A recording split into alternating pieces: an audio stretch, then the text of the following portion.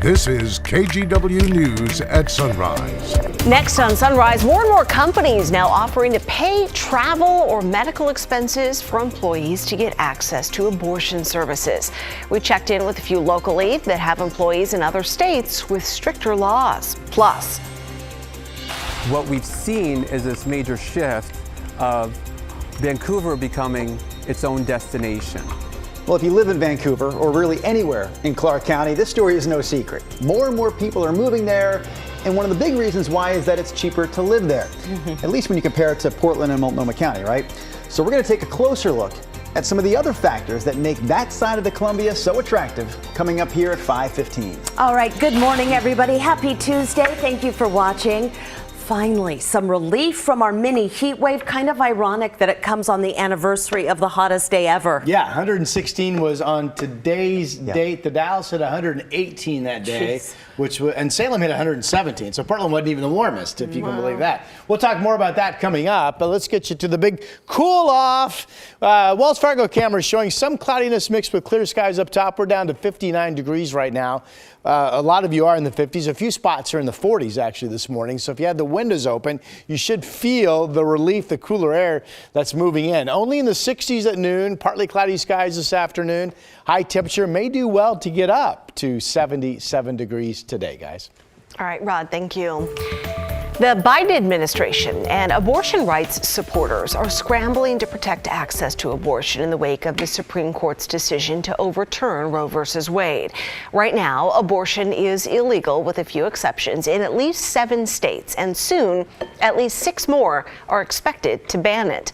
For now, though, lawmakers are dismissing the idea to provide abortion services on federal land, but says states should not interfere with abortion pills sent through the mail.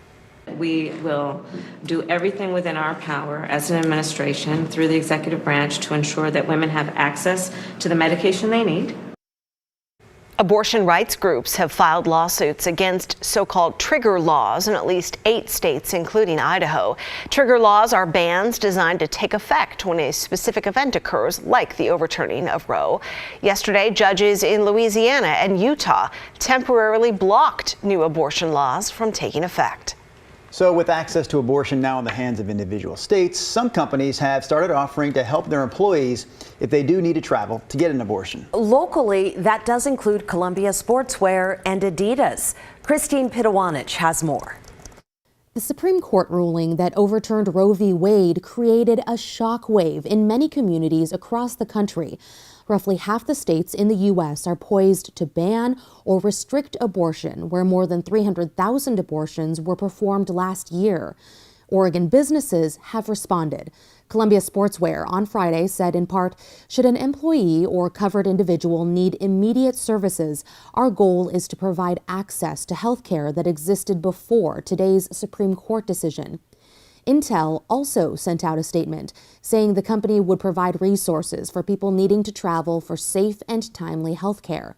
Other companies did the same. Our founder, Kim, and I had a conversation about the importance of really just showing up for our team members. We want them to know that their care is our #1 priority. I'm Todd Woodruff, and I am the Chief People Officer for Salt and Straw. I look after the human side of the business, the people side of the business. Todd Woodruff says in addition to the Salt and Straw locations in Oregon and California, the company has about 120 employees in Florida and a handful of employees in Texas and North Dakota. And so as an organization, we want to make sure that all of our team members have the ability to go to a safe place for that kind of care. Meantime, on LinkedIn, Adidas, Keen Footwear, and Wild, a cannabis edibles company out of Clackamas, also posted messages indicating travel and lodging expenses would be covered should an employee need to go to a state where abortion is legal. Wyden and Kennedy, an international advertising agency out of Portland, has also said it would do the same. Christine Pitawanich, KGW News. Local fertility clinics are seeing a surge in calls from people nationwide hoping to come to Oregon for treatment. The reason has to do with overturning Roe. The abortion ruling could also allow states to enact laws declaring that life begins at fertilization, which would mean embryos are considered people. That could impact access to in vitro fertilization and other types of treatments in states with strong abortion restrictions. We're seeing an uptick in inquiries of people wanting to transfer their embryos to a storage facility in Oregon because they're concerned about, what that means in their home state. Local doctors say they already have long waiting lists of patients seeking infertility care, and they say a surge in out-of-state patients will further strain the industry. We saw protests around Portland last weekend in response to the Roe versus Wade ruling, and police say what the city is left with now is thousands of dollars in damages to local businesses and nonprofits, including the Mother and Child Education Center in Northeast Portland. Police say a group of people broke windows and spray painted the nonprofit's property on Saturday night. The executive director says she doesn't understand why they would be a target because the center does not have a religious affiliation and it only works to help mothers and fathers raise their kids. I just sat here and cried, sat here that night and was just crying. I'm like, wow, all this good work. I work really hard. We all work really hard. We have wonderful volunteers. We have clients that come back and volunteer with us. And it's like, really? This is how you're going to treat us? It's heartbreaking. Police also gave us photos of damage that happened Sunday night in the southeast Portland area. Police say when they responded to this, they were hit with paint balloons, large rocks, and fireworks. Also in your local headlines this morning, we have learned the name of the man presumed dead after jumping into the Columbia River to save a struggling swimmer. He's been ID'd as Kevin McDowell of Portland.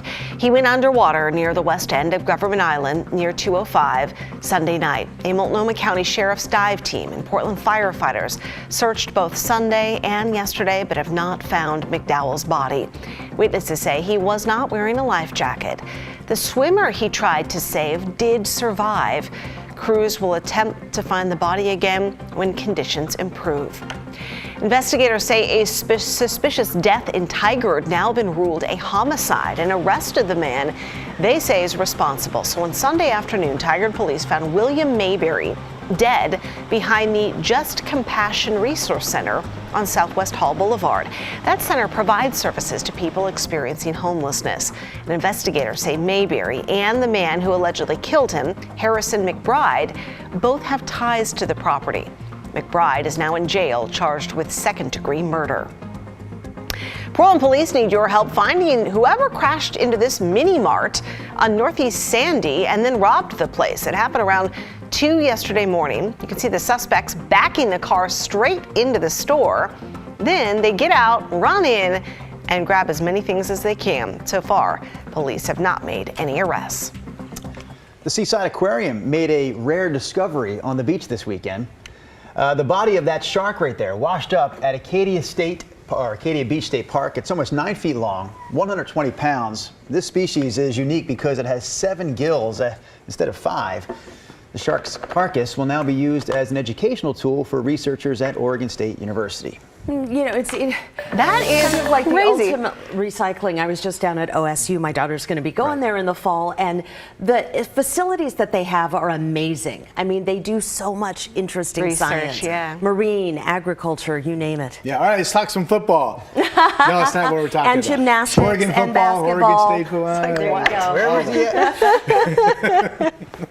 I just don't like talking about sharks. They scare me. All right, take a look at the high temperature list from a year ago. These were all new all-time high temperatures set on this date. Portland 116, Salem 117, Vancouver 115, Kelso 110, and the Dalles got up to 118. That was the hottest temperature in the state, by the way. And what's interesting was, on this date a year ago, the cooling had already hit the coast. It was the day prior to the hottest day in Portland, where the beach, Astoria, got up to 101. And it's also interesting, that did not break, but it tied the highest Astoria had ever been. That was a record 101.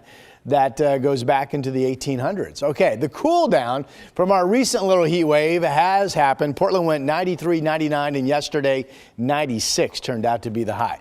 We do have a solid marine deck up and down the coast right now, a little bit of moisture being found. The question is, are we going to get a marine push that comes in and basically becomes widespread this morning or not? Weather models Some of them say yes, some of them say no. So we'll look for some morning cloudiness. Otherwise, I think we'll go on to be a partly cloudy afternoon inland. But certainly the cool down is here. Here's a couple looks at cameras. Here's Newport's camera in Yaquina Bay. Looks like a little moisture on the lens right there. The cloudy skies. Moisture being reported 54. Not expecting these clouds to break today, so the coast overall should stay cloudy, we think. We had clear skies overnight. We are starting to see some cloud cover already come in this morning from the Wells Fargo building. We're down to 59 degrees. Certainly the breeze, when you step outside, you'll feel it, and it is cooler air coming in. We're down to 54 in Salem, 56 in Kelso, so some nice sleeping weather. 47 out in Burns, 70 in Pendleton. Portland 7-day, just 77 today. Again, yesterday was 96. Big cool off. Tomorrow, morning clouds, absolutely expected, 76. When we go 80s, and then the holiday weekend, a shower chance Saturday afternoon. Sunday could be a rainy day, potentially. Weather models give us about a quarter of an inch, and then there's a shower chance still in Monday's forecast, July 4th, but that day looks to be drier. Only 73. That's your forecast. What a change. All right, Rod, thank you. Packing up and moving. Why more people are deciding to live in Vancouver and other parts of Clark County. We're going to break down the reasons why after the break.